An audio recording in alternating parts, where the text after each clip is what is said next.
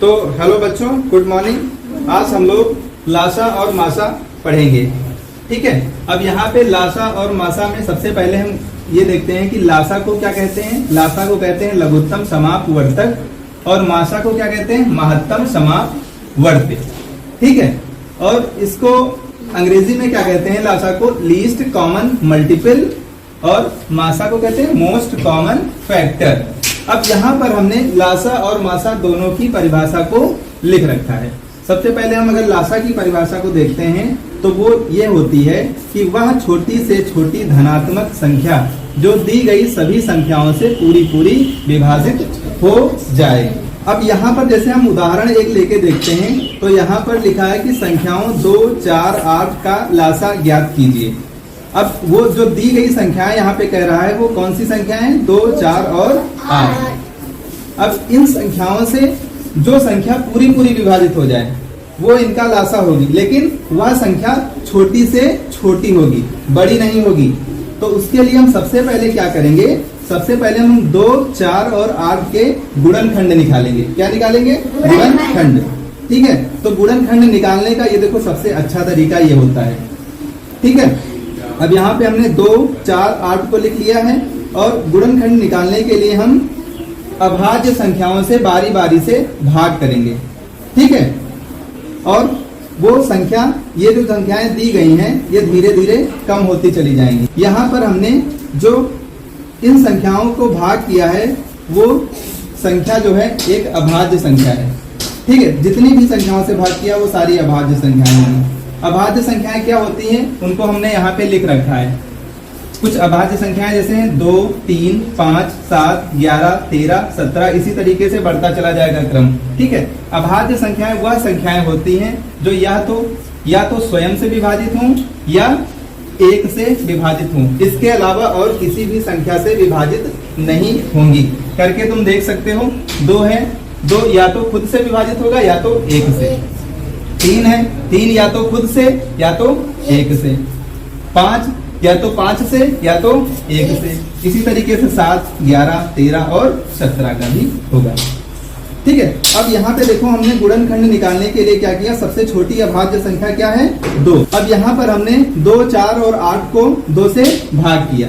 ठीक है। 2 से 2 को भाग किया तो 1 आया, 2 से 4 को भाग किया तो 2 आया और 2 से 8 को भाग किया तो 4 आया।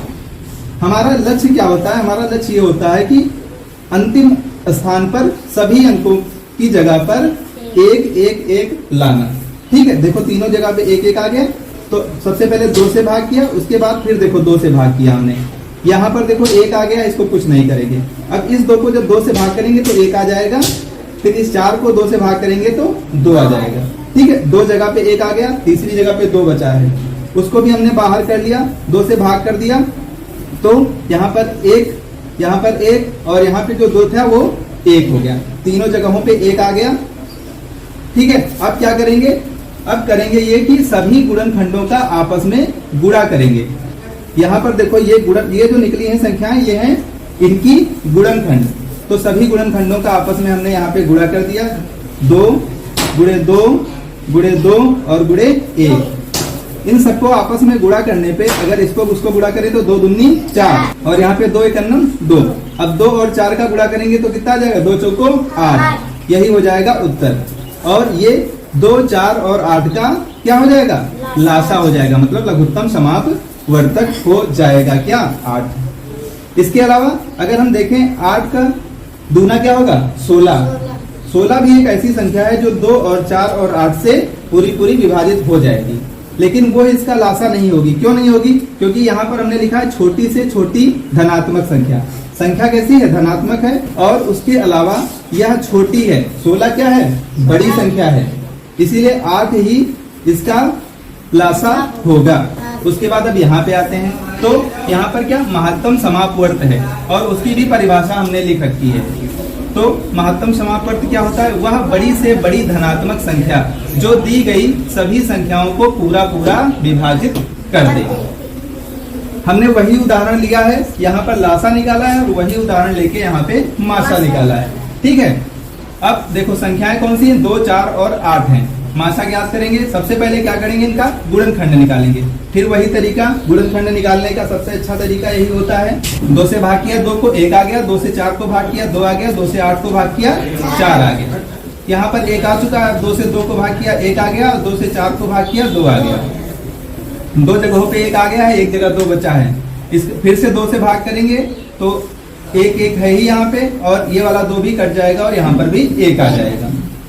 अब क्या करेंगे, मासा निकालने के लिए ऐसे गुणनखंडों को आपस में गुणा करेंगे जो सभी को एक साथ काटते हैं। अब ऐसा गुणनखंड देखो क्या है कोई, यहाँ पर देखो जब हमने 2 से इन तीनों संख्याओं को भाग किया तो तीनों संख्याएं एक साथ कट गई। तो इसका मतलब जो 2 है वो इसके मासा के गुणनखंड में होगा। इसके अलावा जब हमने इस 2 से भाग किया तो क्या तीनों संख्याएं कटी? नहीं कटी। यहाँ पर 2 से भाग किया, तीनों कटी? नहीं कटी। तो ये दोनों 2 नहीं होंगे। तो इसके अलावा 1 तीनों में आ रहा है तो 1 हमने ले लिया। अब 2 और 1 का जो गुणनफल होगा वही इसका मासा हो जाएगा। अगर कोई संख्या यहाँ पे नहीं होती जो तीनों संख्याओं को एक साथ काटती, तो उस कंडीशन में ये जो संख्याएं हैं इनका मासा हो जाता 1। आगे हम कुछ और उदाहरण देखते हैं।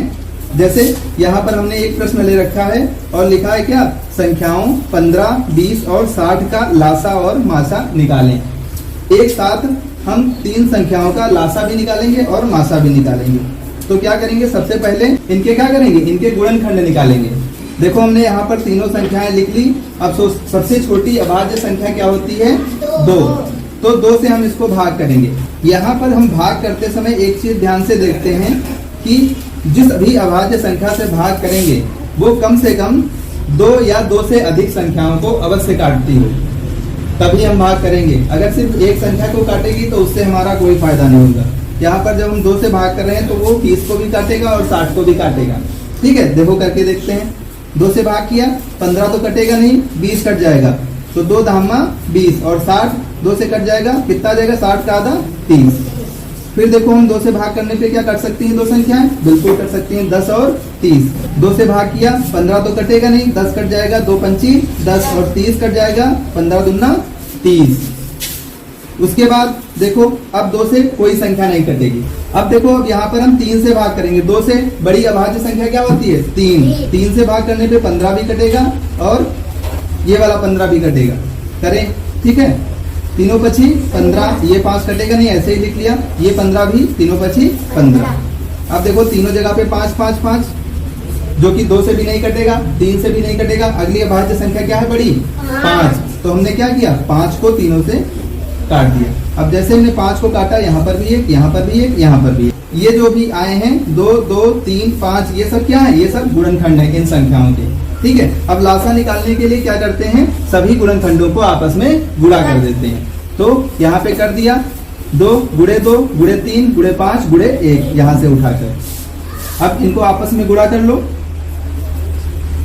2 को 2 से गुणा करोगे 4 आ गया, 3 को 5 से गुणा करोगे 15 आ गया और ये 1।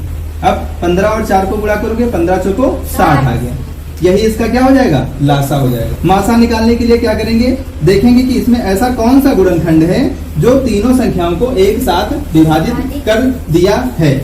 तो कौन सा वो था, 5 था। इसने इसको भी विभाजित किया, इसको भी किया और इसको भी किया ना। तो 5 से भाग दिया और तीनों जगह पे 1 आ गया। ठीक है, तो 5 इसका मासा में होगा गुणनखंड। इसके अलावा जो 1 आया है वो भी गुणनखंड में होगा।